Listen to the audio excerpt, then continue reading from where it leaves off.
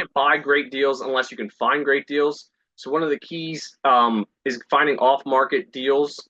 So what you'll need to do is pull a list. Now that you've determined your market that you're looking for, what type of properties, you need to pull a list. So you have a list that you can build on that has all those properties in your area or in your market that meet all the criteria that you're wanting. So here's how you can pull a property data list, so you can start marketing to those owners, and hopefully land some great off-market deals that are at a discount, and you can profit from.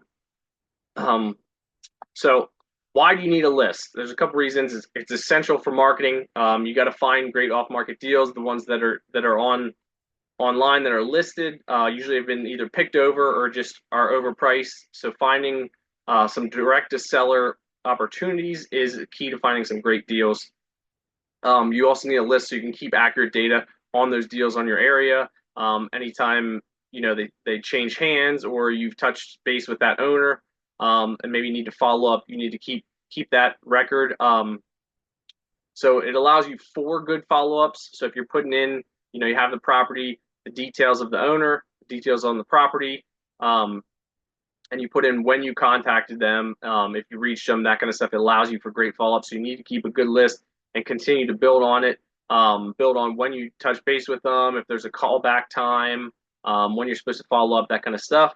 It gives you a good checklist for cold calling, because one of the great ways to find deals is cold calling. We'll touch on that later. And then it simplifies your direct mail, having a great list that you formatted down, kind of eliminated any properties that wouldn't match your criteria. Sometimes when you pull lists, you'll get commercial properties, industrial properties will pop up just by how they're listed in the system, and you want to remove those. So you're really tightening up your list, that you're only marketing to properties that would be actually something you'd be interested in.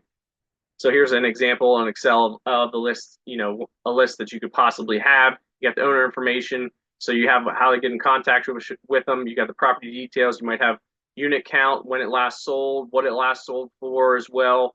And then you also eventually want a phone number, but we'll get into that further.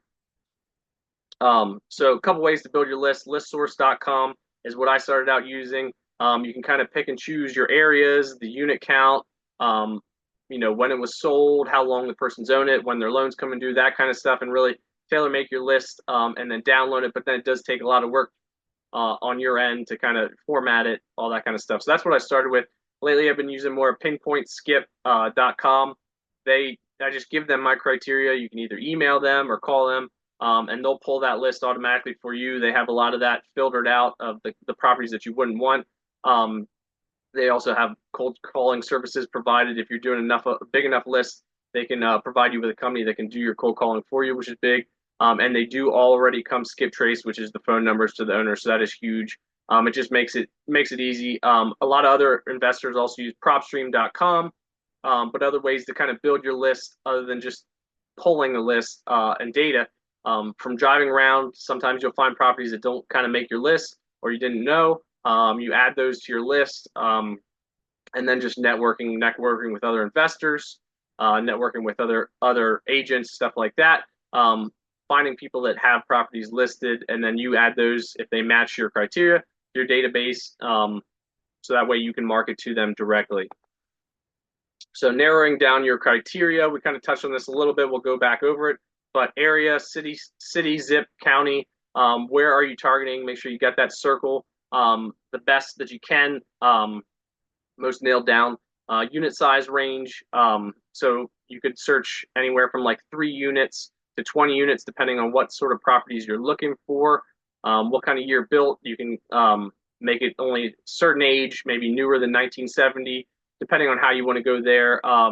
If you're finding smaller multifamily, you're usually going to have to search for some older properties. More of the big apartment complexes will be the ones that are newer builds.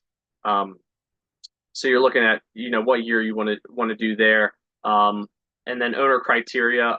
Here are some good ones that you can kind of nail some stuff down and get higher motivated leads, maybe some better deals. Any out of state owners, that's always a good one to focus on. Delinquent taxes, if they're not paying their taxes, they're not profitable. They might have some pain points and a motivation to sell. And then length of ownership, if they've owned it a long time, they likely don't have a debt on it anymore or a loan, or they're just getting tired of it and could sell it. So you might be able to negotiate seller financing, or just find a motivated landlord that's tired of owning it and ready to get rid of it. So those are some ones that you can really, dig into. And then loan criteria is another one on some of these sites. So it's like if the loan was a loan that's coming due in 5 years and it's at year four, marketing to them right before they need to either refinance or sell could be a good idea. So those are kind of some of the things you can look into. And that's kind of the basics of pulling a list and why you need to pull a list.